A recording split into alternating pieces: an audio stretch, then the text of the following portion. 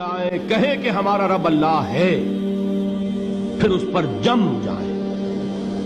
ان پر فرشتوں کا نزول ہوتا ہے، نہ کوئی غم کرو نہ خوف، خوشیاں مناؤ جنت کی جس کا تم سے وعدہ کیا گیا تھا۔ اللہ کی ربوبیت پر اطمینان جب انسان کو ہو جاتا، میرا رب اللہ ہے، ربی اللہ، انسان کے لیے نہ کوئی کھٹکا، نہ کوئی خطرہ، نہ کوئی خوف، نہ کوئی حزن۔ جو کچھ ہو رہا ہے کس کے اذن سے ہو رہا ہے؟ اللہ کے اذن سے۔ اللہ کے اذن کے بغیر پتا تک نہیں ہلتا۔ یہ کوئی اندھا بہرا مادہ نہیں ہے جس سے مجھے کوئی خوف ہو۔ اندھا بھینسا چلا آ رہا ہو اس سے تو ڈرنے کا ہر انسان کو ڈرنا چاہیے، نہ معلوم کس کو ٹکر مار دے۔ لیکن نہیں، اس کائنات کو چلانے والا ایک سمیع و بصیر خدا ہے۔ وہ جو میرا دوست ہے، میرا ولی ہے۔ اللہ ولی الذین آمنوا یخرجہم من الظلمات الی النور۔ اللہ اہل ایمان کا ولی ہے، ساتھی ہے، پشت پناہ ہے، مددگار ہے، حمایتی ہے۔ بتائیے جسے یقین ہو جائے کہ اللہ میرا مددگار، اللہ میرا محافظ، اللہ میرا پشت پناہ، اللہ میرا حمایتی، اس کے لیے کوئی خوف ہوگا؟ اس سے کوئی ڈر ہوگا؟ میں مثال دیا کرتا ہوں ایک بہت سادہ، پنجاب کے دیہات کی۔ تو بڑا چودھری ہے اور کوئی غریب کسان ہے۔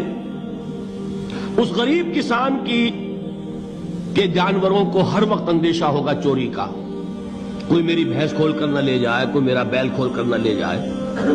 لیکن جس کے بارے میں یہ سب کو معلوم ہو کہ وہ جو بڑا چودھری ہے وہ اس کا دوست ہے، اس کی بچیا کو کوئی خوف ہوگا؟ اس کی بھینس پر کوئی ہاتھ ڈالے گا؟ اسے کوئی اندیشہ ہوگا؟ نہیں۔ کیوں؟ کہ وہ بڑا چودھری، بڑا اس کا یہاں کا سردار، جاگیردار، سب کو معلوم ہے وہ میرا دوست ہے، کوئی میرے خلاف اقدام نہیں کر سکتا۔ اس دنیا میں یہ چھوٹی سی بات اگر آپ کے دلی اطمینان اور سکون کا باعث بن سکتی ہے تو ذرا تصور کیجئے۔ میں لفظ تصور استعمال کروں گا صرف اس لیے کہ اس کا ہم جس کو کہتے ہیں ادراک اور شعور کر نہیں سکتے، اگر کے ساتھ کر سکتے۔ اگر یقین ہو کہ اللہ میرا مددگار اور یقین ہو کہ اللہ ہر آن میرے ساتھ ہے، پھر کوئی خوف، کس کا خوف؟ کوئی شے اللہ سے بالا تر ہے؟ کوئی قوت اس سے زیادہ طاقتور ہے؟ کوئی اس کے ارادے کو بدلنے والا ہے؟ کوئی اس کی مشیت کے آڑے آنے والا ہے؟ یہی بات ہے جو حضور نے فرمائی۔ یہ ایمان کا حاصل ہے لب لباب،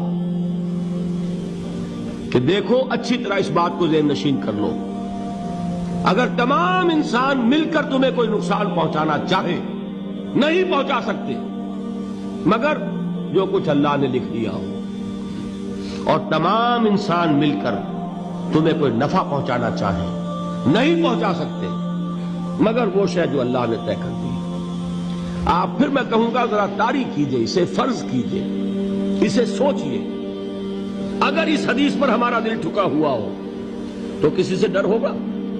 یہ مجھے نقصان نہ پہنچا دے، یہ میری رپورٹ خراب نہ کر دے، یہ میری انکریمنٹ نہ رکوا دے، یہ میرا یہ نہ بگاڑ دے، یہ میرے یہ نقصان نہ پہنچا دے۔ اس کا ڈر، اس کا ڈر، اس کا خوف، اس کی خوشامد، اس کے لیے جا کر طرح طرح سے اپنی عزت نفس کو ذلیل کروانا اس کے سامنے، یہ سب کچھ کیوں کرتا ہے انسان؟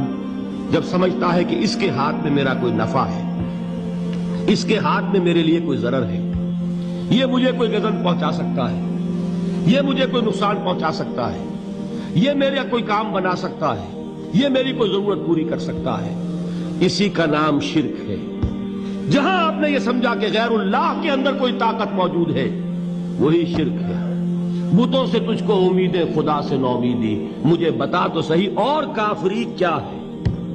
شرک تو یہ ہے جس پر بھی تمہیں یہ خیال ہے، کلمہ ہے یہ کلمہ سوم، لا حول ولا قوت الا باللہ، ذرا اس پر دل کو کبھی اگر آپ تصور کریں، پھر فرض کریں، دل ٹھک جائے اس پر، کوئی طاقت نہیں۔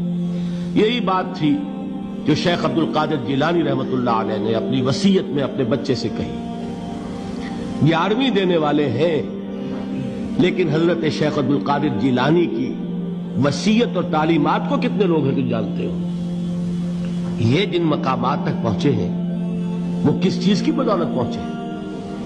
انہوں نے جو پیغام دیا وہ کیا تھا؟ اے میرے بچے، جس طریقے سے قرآن مجید میں حضرت لقمان کی نصیحتیں جو ہے نقل کر دی گئی ہیں، میں یہ عرض کروں گا بالفرض اگر قرآن حضرت عبد القادر جیلانی کے بعد نازل ہوا ہوتا تو شیخ عبد القادر کی یہ نصیحتیں بھی قرآن میں درج ہوتی. اتنی اونچی نصیحتیں ہیں. اے میرے بچے، اس حقیقت کو ذہن نشین کر لے، لا فاعل فی الحقیقت ولا مؤثر الا اللہ. اس کائنات میں نہ کوئی فاعل حقیقی ہے نہ مؤثر حقیقی ہے سوائے اللہ. کسی شے میں کوئی تاثیر نہیں اگر اللہ نہ چاہے. آگ جلا نہیں سکتی اگر اللہ نہ چاہے. پانی ڈبو نہیں سکتا اگر اللہ نہ چاہے. زہر ہلاک نہیں کر سکتا اگر اللہ نہ چاہے. کوئی چیز فائدہ نہیں پہنچا سکتی اگر اللہ نہ چاہے. تو در در پہ کیوں سر جھکاتے ہو؟ در در پر کیوں جبیں سائی کرتے ہو؟ سب کے سامنے کیوں ہاتھ پھیلاتے ہو؟ ایک اللہ سے مانگو. ایک اللہ کے سامنے زمین پر اپنی جبین رکھو. لا فاعل فی الحقیقت ولا مؤثر الا اللہ. نظر آتا ہے ہمیں کہ پانی پیاس بجھا دیتا ہے. پیاس بجھانے کی صلاحیت پانی میں نہیں ہے، اللہ کے اذن سے. کھانا بھوک مٹا دیتا ہے، بھوک مٹانے کی صلاحیت کھانے میں نہیں ہے، اذن رب میں ہے. دیکھیے یہی یقین تھا. حضرت موسیٰ علیہ السلام کا واقعہ یاد کیجئے. سامنے سمندر آ گیا ہے، قوم دیکھتی ہے پیچھے کہ گرد و غبار کا طوفان ہے. معلوم ہوا کہ فرعون اپنے لشکر سمیت آ گیا ہے.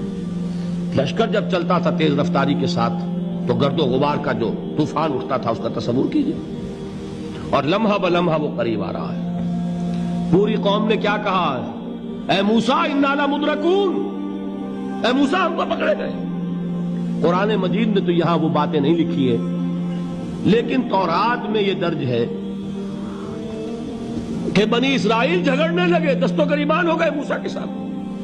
موسیٰ ہمیں یہاں مروایا لا کر، اس سے تو ہم ہی بہتر تھے. وہاں کھانے کو ملتا تھا، زندگی تو تھی، بیگار ہم کر رہے تھے، موت تو نہیں تھی. اب جو کچھ ہوگا اس کا تصور کرو، جس طریقے سے ہمارے ٹکڑے اڑائے جائیں گے. تو لڑ رہے ہیں حضرت موسیٰ علیہ السلام سے. یہ تورات کی تفصیل ہے. قرآن میں صرف اتنا آیا ہے، پریشان ہو کر انہوں نے کہا انا لمدرکون، موسیٰ ہم تو پکڑے گئے. اس وقت موسیٰ کا جواب کیا ہے؟ کلا ان معی ربی سیہدین. نہیں، میرے ساتھ میرا رب ہے، وہ راستہ دے گا. بتائیے کہاں راستہ نظر آ رہا ہے؟ یہ ہے ایمان بالغیب. راستہ نظر نہ آئے تب اللہ پر یقین ایمان ہے. جیب میں پیسے ہوں اور تب دل کو اطمینان ہے تو ایمان کس پر ہوا؟ پیسے پر، اللہ پر نہیں. جب وسائل و ذرائع نہ ہو اور پھر یقین ہو کہ اللہ مسبب الاسباب ہے، وہ اسباب کا پابند نہیں ہے، وہ اسباب کا محتاج نہیں ہے، اسباب اس کے محتاج ہے. اگر یہ یقین ہے تو اللہ پر ایمان ہے. یہ نہیں ہے تو تمہارا ایمان اسباب پر ہے، وسائل پر ہے، ذرائع پر ہے، مادیات پر ہے، اللہ پر نہیں. اس وقت کہاں راستہ تھا؟ کوئی راستہ تھا؟ سمندر ہے اور ادھر سے لشکر آ گیا ہے. کلا ان معی ربی سیہدین. اب دیکھیے ایمان کہہ دینا آسان ہے، ہوا معکم اینما کنتم، جہاں کہیں بھی تم ہوتے ہو اللہ تمہارے ساتھ ہوتا ہے. لیکن اس کا یقین قائم ہو جائے تو زمین و آسمان کا فرق واقع ہے.